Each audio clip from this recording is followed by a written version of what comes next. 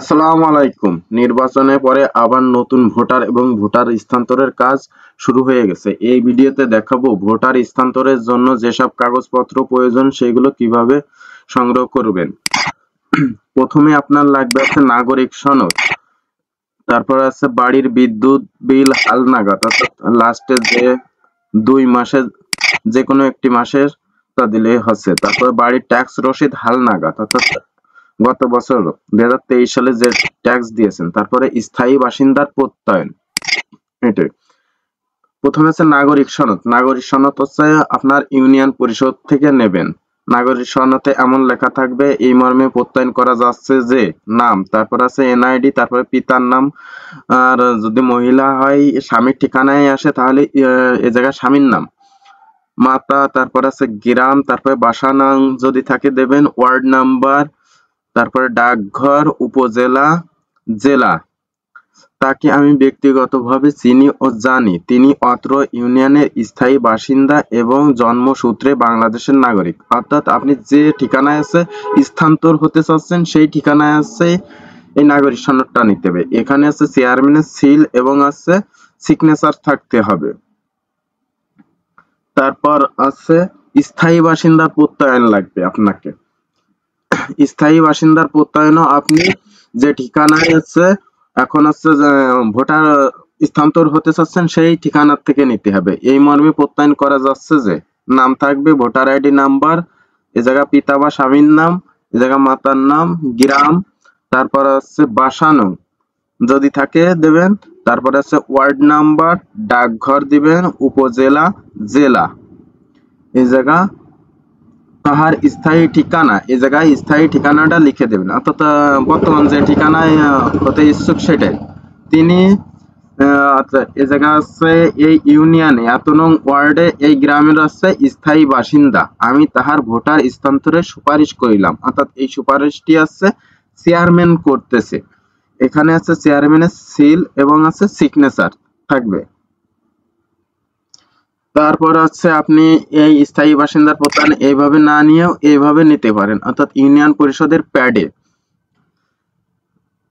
প্যাডে এভাবে লেখা থাকবে এই মর্মে প্রত্যয়ন করা যাচ্ছে যে নাম দেবেন, তারপরে পিতা বা স্বামীর নাম, মাতার নাম, তারপরে গ্রাম, ডাকঘর, উপজেলা, জেলা, তারপরে এই ইউনিয়নে এত নং ওয়ার্ডের এই গ্রামের আছে স্থায়ী বাসিন্দা যার জাতীয় পরিচয়পত্র নং আছে এত, আমি তাহার ভোটার স্থানান্তরের সুপারিশ করিলাম। অর্থাৎ আপনি আগেরটা নেবেন বা অথবা এইটা যে কোনো একটা নিতে হবে এবং এগুলো আছে চেয়ারম্যানের সিল এবং সিগনেচার থাকতে হবে।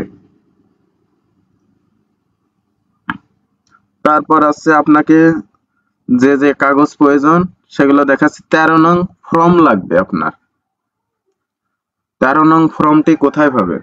আপনি মোবাইলের ব্রাউজারে গিয়ে বা যে কোনো জায়গা থেকে সংগ্রহ করতে পারেন। এটি হচ্ছে বিভিন্ন কম্পিউটার দোকানেও থাকে। মোবাইলে ব্রাউজারে গিয়ে সার্চ দিবেন এনআইডি 13 নং ফর্ম দিলে পরে যে মাইগ্রেশন ফর্ম আছে 13, এটা চলে আসবে। এই ফর্মটি আপনাকে প্রিন্ট করে নিতে হবে। 2 পেজের একটা ফর্ম, এটা প্রিন্ট করে নিতে হবে।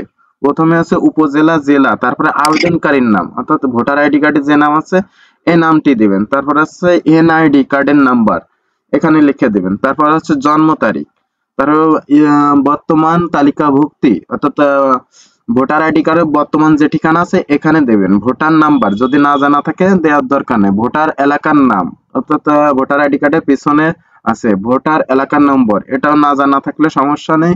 উপজেলা ভোটার আইডি কার্ডের নিচে পেছনে পিটিয়ে আছে, জেলা আছে, গ্রাম দেওয়া আছে, বাসা বা হোল্ডিং নাম্বার যদি থাকে দিবেন, না থাকলে দরকার নেই।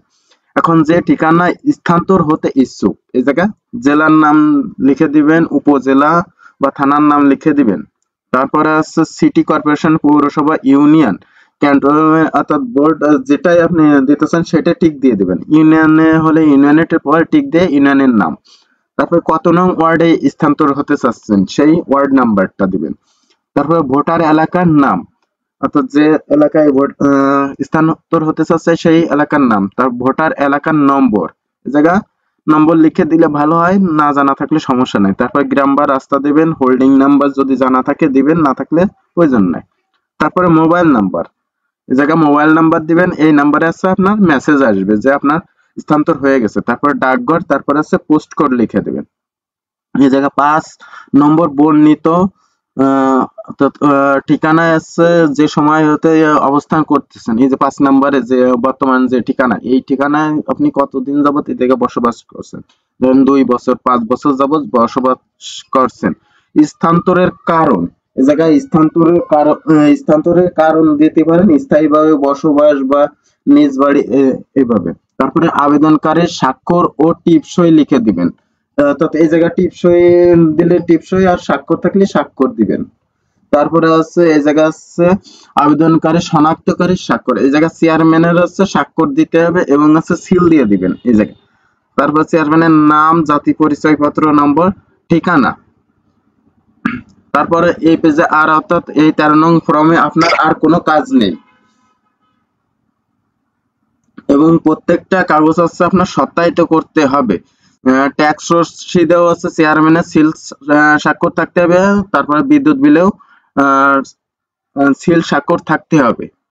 তারপর কাগজপত্র নিয়ে আছে আপনাকে নির্বাচন অফিসে নিজে গিয়ে জমা দিয়ে আসতে হবে এবং সাথে একটা স্লিপ দেবে, সেই স্লিপের মাধ্যমে আপনি আছে ভোটার আইডি কার্ডটা তুলতে পারবেন। ভিডিওটি এ পর্যন্তই। আরো নতুন নতুন ভিডিও পেতে আমাদের চ্যানেল সাবস্ক্রাইব করে সাথেই থাকবেন। আল্লাহ হাফেজ।